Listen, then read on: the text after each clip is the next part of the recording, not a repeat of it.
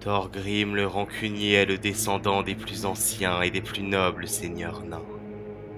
Le sang de Gruni coule en effet dans ses veines, et dans son regard brille la sagesse de Valaya.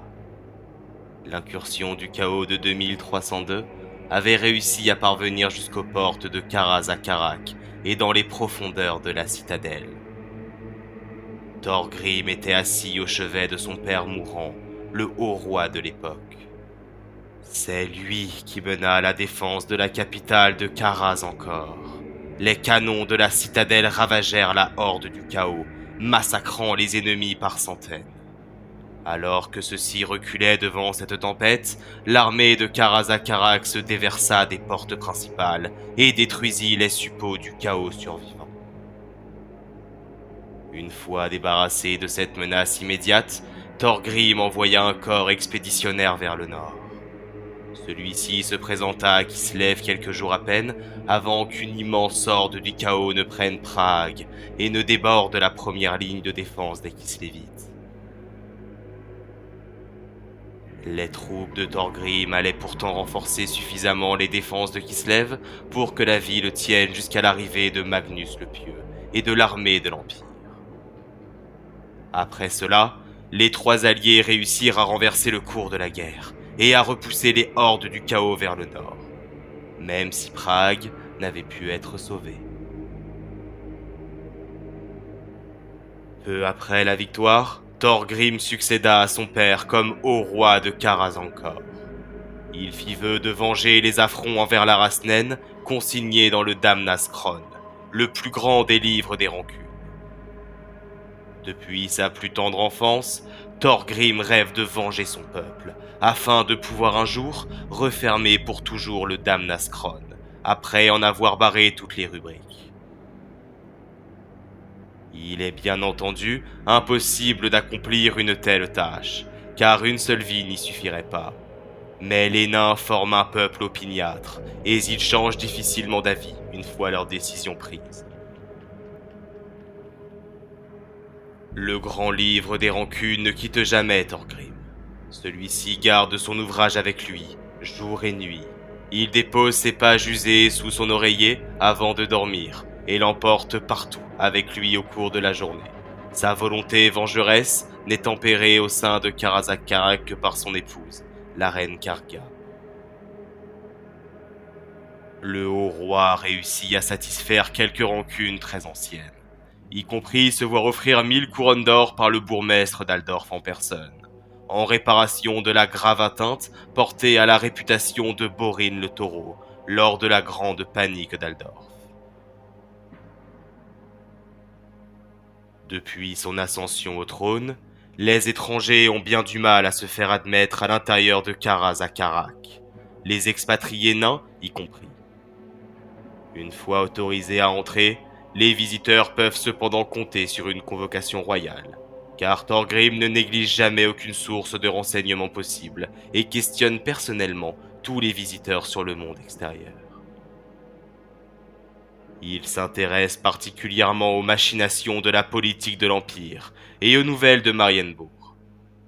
Le haut roi a beau reprocher au directeur de Marienbourg, Arkad Fugger, de s'être humanisé, il n'en reste pas moins un ami personnel et un allié de la reconquête des citadelles perdues. Celui qui s'aviserait de pénétrer dans la capitale naine avec des intentions malveillantes serait rapidement repéré par Thorgrim et livré à ses aides pour un interrogatoire plus poussé. Lorsque Thorgrim part en guerre, ce qui arrive souvent, car nombreux sont les affronts à venger, il emporte avec lui le Damnaskron. Juché sur son trône de pouvoir, porté par 4 nains robustes, coiffés de la couronne dragon de Karaz-Akarak et brandissant la hache de Grimnir, il inspire la peur dans le cœur des ennemis des nains. Quand Thorgrim part au combat, il revêt l'armure de Skaldor. Cette armure de Gromril finement ouvragée est un antique héritage de Karaz-Akarak. Elle a sauvé Thorgrim de maints combats et tentatives d'assassinat.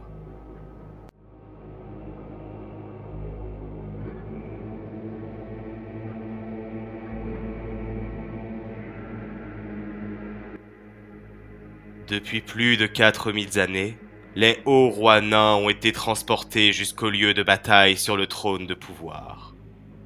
Le trône est une merveille antique, produite avec un savoir-faire étonnant, une merveille parmi celles que produisent habituellement les nains. Habituellement, le trône réside dans la salle caverneuse du trône de Karaz-Akarak, surélevé via un piédestal massif en pierre polie. Ceux qui désirent une audience publique avec le haut roi doivent gravir un escalier raide sous le regard impérial du haut roi plus haut. La tradition veut que chaque fois que le haut roi s'assied, il doit le faire sur son trône de pouvoir. À cette fin, le trône est toujours transporté près de lui lorsqu'il effectue ses activités quotidiennes. Cela peut être très gênant, mais les nains sont des traditionalistes dans l'âme, et le haut roi se doit de maintenir les anciennes méthodes. Le trône est porté par 4 robustes nains, appelés les porteurs du trône. C'est un grand honneur pour un nain d'être porteur du trône, car ils sont aussi les gardes du corps du haut roi.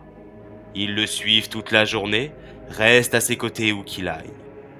Quand il est prêt à s'asseoir, ils apportent le trône pour lui. Quand il ne veut plus marcher, ils le font monter eux-mêmes sur le trône. Seuls les nains les plus endurants et les plus forts sont destinés et aptes à accomplir cette tâche ardue, et les porteurs du trône s'entraînent rigoureusement tous les jours. La majeure partie de leur entraînement consiste à boire d'importantes quantités de bière naine pour décupler leur force déjà considérable. Les porteurs du trône endossent un serment contraignant, qui est de ne jamais abandonner leur seigneur et de donner leur vie pour le protéger.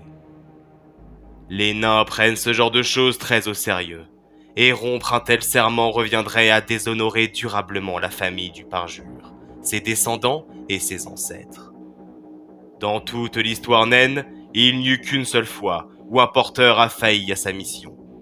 Un certain Forkelm le Lâche abandonna le haut roi de l'époque dans une bataille.